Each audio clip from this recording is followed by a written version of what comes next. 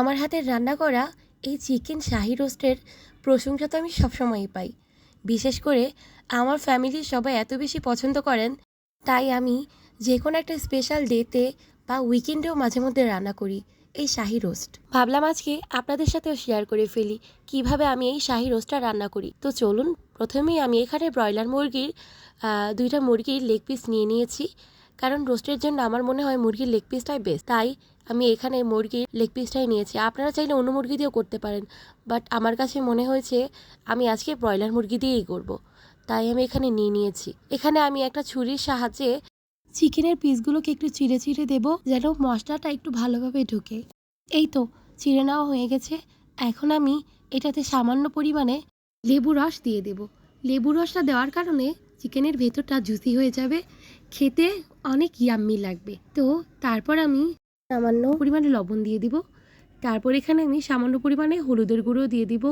হলুদের গুঁড়ো দেওয়ার কারণে আপনি যখন চিকেনটা ভেজে নেবেন তখন দেখবেন খুব সুন্দর একটা কালার চলে আসে। আমি এখানে চাইলে ফুড কালারও ইউজ করতে পারতাম, কিন্তু আমার কাছে মনে হয়েছে হলুদের গুঁড়োটাই ভালো লাগবে। তাই আমি এই হলুদের গুঁড়োটা দেওয়ার পর কিছুক্ষণ এটাকে মেরিনেট করে রেখে দিব, যেন মশলাটা একটু ভালোভাবে ঢুকে যায়। তারপর আমি চিকেনটাকে ভেজে নেব, খুব বেশি না, হালকা করে ভেজে নেব, যেন একটা সুন্দর কালার চলে আসে।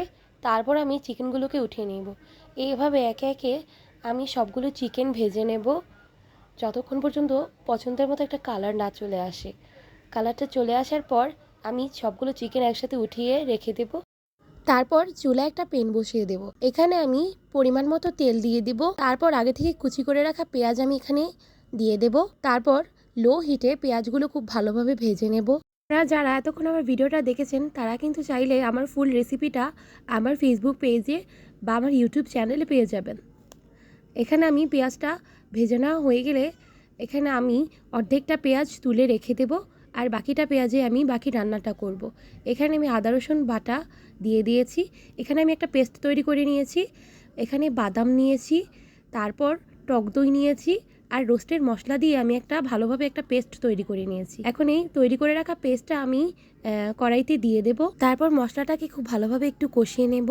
এতে করে মশলায় যে একটা এক্সট্রা কাঁচা গন্ধ থাকে সেটা চলে যাবে, আর মশলাটা খুব ভালোভাবে কষে আসলে রান্নাটাও কিন্তু ভালো হয়। এখানে আমি সামান্য পরিমাণ টমেটো সস দিয়ে দিয়েছি।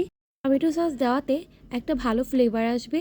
তারপর আবার ভালোভাবে মশলাটাকে কষিয়ে নেব, যতক্ষণ পর্যন্ত মশলার উপরে তেলটা চলে না আসে ততক্ষণ পর্যন্ত মশলাটাকে কষিয়ে নেব।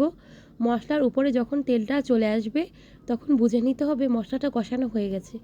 তারপর আমি আগে থেকে ভেজে রাখা চিকেনের পিসগুলো এখানে দিয়ে দেব। তারপর আবার একটু ভালোভাবে চিকেনের পিসগুলোকে একটু কষিয়ে নেব। এতে ভালোভাবে মশলাটা ভেতরে ঢুকলে ফ্লেভারটা একটু ভালো আসবে। আমার ভিডিওটা কে কোন জায়গা থেকে দেখছেন জানি না, যদি ইউটিউব থেকে দেখে থাকেন তাহলে অবশ্যই আমার চ্যানেলটাকে সাবস্ক্রাইব করে দিবেন। ভিডিওটা দেখে ভালো লেগে থাকলে একটা লাইক দিয়ে দিবেন। আর যদি ফেসবুক থেকে দেখে থাকেন তাহলে অবশ্যই আমার পেজটাকে ফলো করবেন। অ্যান্ড আমার ভিডিওগুলো রেগুলার দেখতে চাইলে অবশ্যই ভিডিওতে লাইক দিয়ে দেবেন। আর যদি টিকটক থেকে দেখে থাকেন তাহলে টিকটকের বায়োতে আমার ইউটিউব চ্যানেলের লিঙ্কটা দেওয়া আছে, সেখান থেকেও আপনারা চাইলে ডিরেক্ট আমার ইউটিউব চ্যানেলে যেতে পারেন, যে ভিডিওটা দেখতে পারেন। এখানে আমি মাংসটা কষিয়ে নেওয়ার পর সামান্য পরিমাণ পানি দিয়ে দেব।